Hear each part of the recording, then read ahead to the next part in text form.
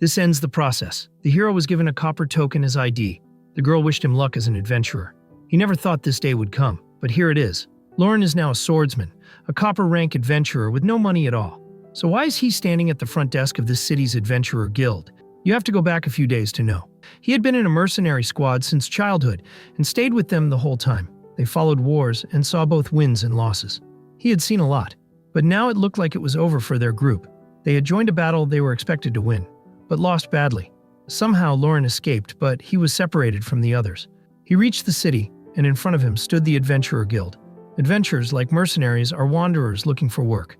As long as you paid, no one asked questions. Anyone could take the job. All Lauren had left were the clothes on his back, a huge two-handed sword, and a few silver coins. He didn't want to just wander.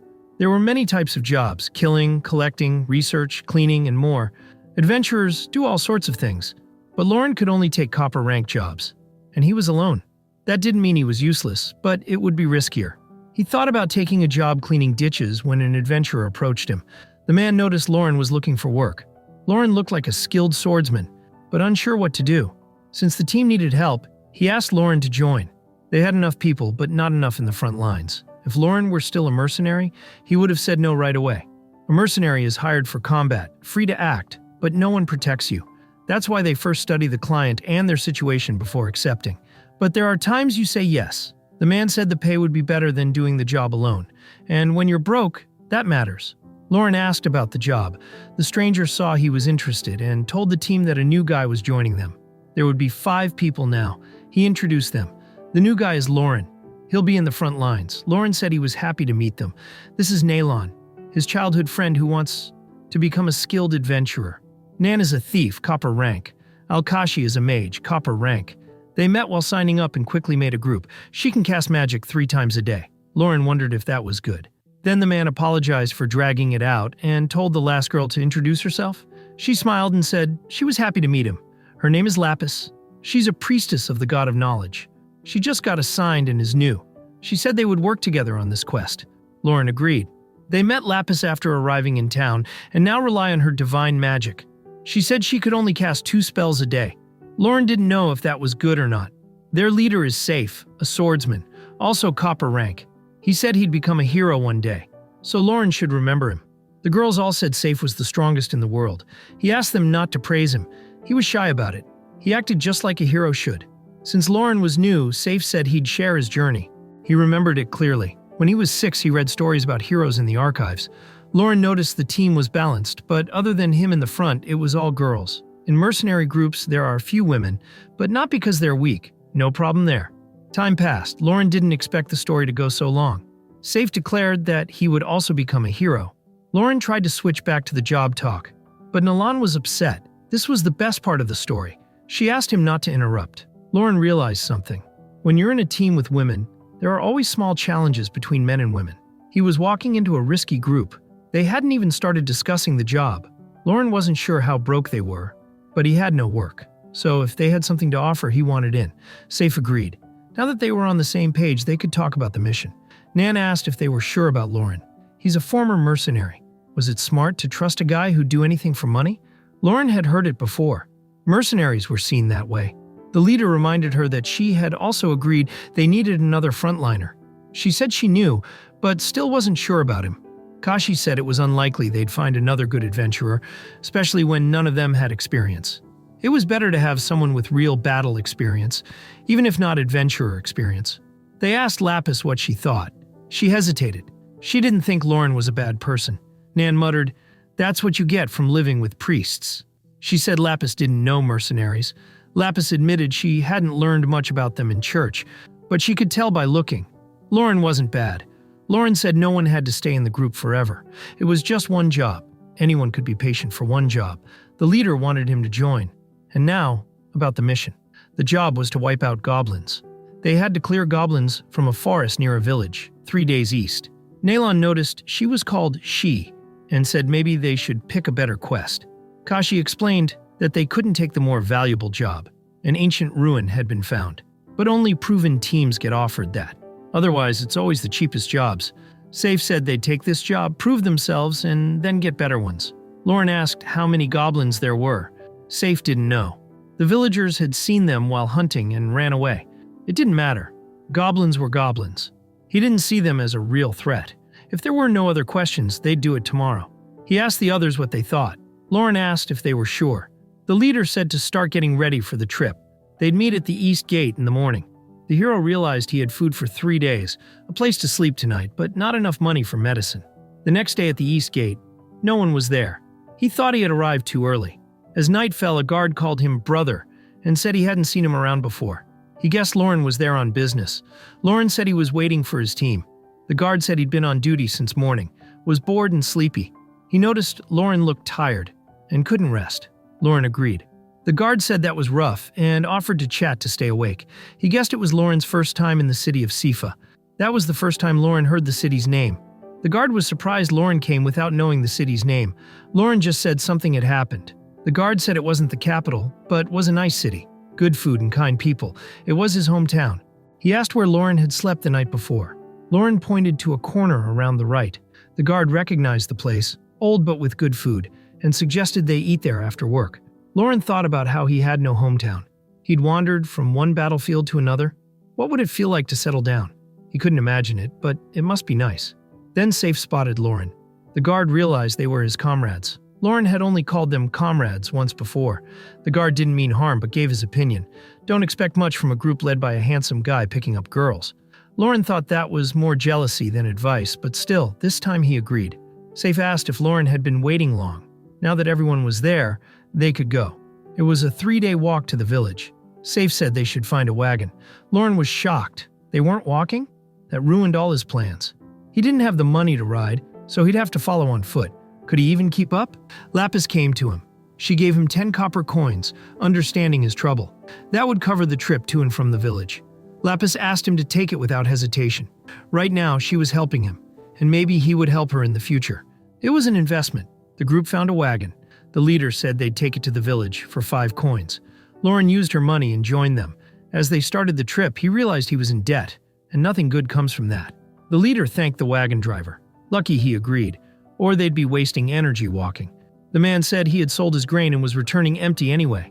He guessed they were adventurers coming to kill the goblins near his village. The group thanked him.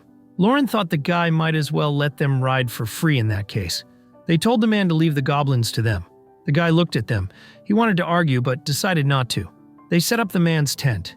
They would sleep here for the night and leave at dawn to reach the village before noon. The man went to bed. Safe said they should rest too.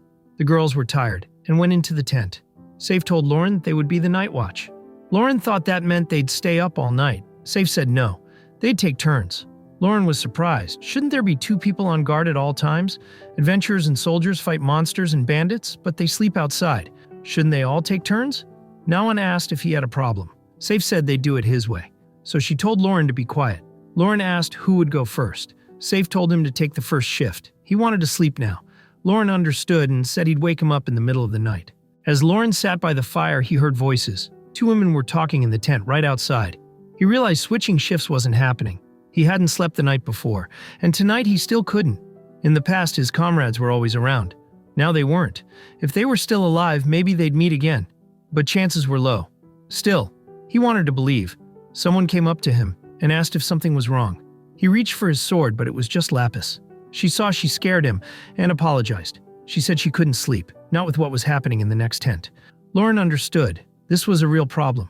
Lapis said she probably wouldn't sleep until it was over. She asked to sit with him. Lauren asked if this happened often. They were at work after all, but he understood. When you don't know if tomorrow will come, people act differently. The girl said she wished it didn't happen. But yeah, it was often. They were always cheerful. She wished they could choose the time and place. But that was asking too much. Besides, God says people should have kids, so technically they were doing the right thing. Lauren noted that priests usually looked serious. He knew there were many gods, and asked which one she served. She said she followed the god of knowledge, Kukul. Gods weren't like people. They were more like pillars of belief. She wasn't worried about her faith, but others might not like it, so she asked him to keep it quiet. Lauren thanked her. He said he was just a mercenary. He had no real education. He apologized for that. Lapis asked why he became an adventurer.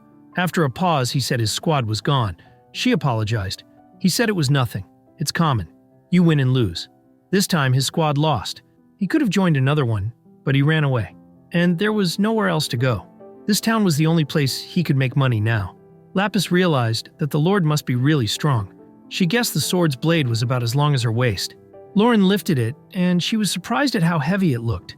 He told her it was a two-handed sword, but since he couldn't always use both hands, he trained to fight with just his right or left. She wanted to compare sizes. The guy asked if she was serious. Lauren noticed she was slimmer than before, which surprised her. He confirmed that his sword was definitely bigger. She agreed. It was obvious. Then Lauren noticed something else. Her hips were actually wider than his sword. The group got so busy talking that they didn't notice the sun rising. The boy apologized for making her stay up with him all night. For mercenaries, it was normal, but a priestess might have been bored. Lapis replied that she actually found it very interesting. He suggested they pack up and get ready. All three came out of the tent safely.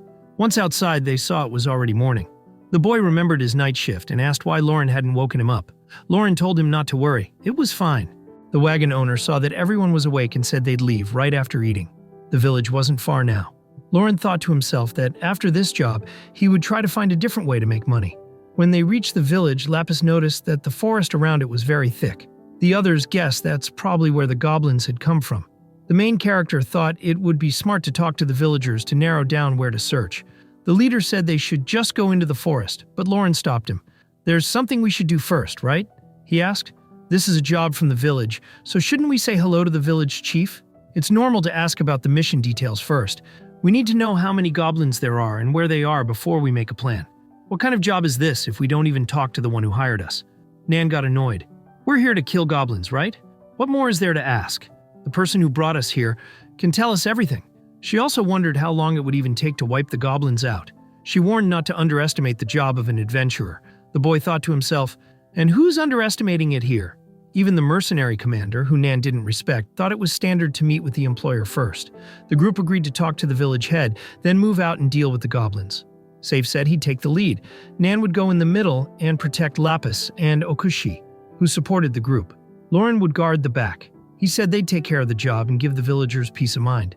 The group entered the forest. Nan thought they could handle things even without those jumpy mercenaries. Okushi had explained to her earlier that someone always had to act as a shield in a fight. That's why they couldn't leave Safe behind. Lapis promised to use healing magic if Safe got hurt. She was told not to worry, just be ready to transfer the healing.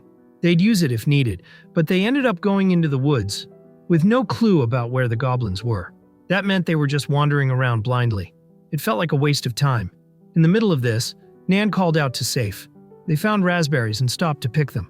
We came across a donkey tree that could be used for supplies. Lapis tried to bring them back on track, reminding them that goblin hunting was still the main goal. She realized the goblins were definitely out there somewhere. Lauren thought the same, but without information, all they could do was search the forest blindly and hope to find something. Lapis felt like they were doing nothing useful. Lauren didn't care. He said they could just do whatever they wanted. Maybe the goblins would find them first. Lapis didn't like how Lauren had given up. She asked him if he had already lost hope. She admitted that the whole thing made her uncomfortable.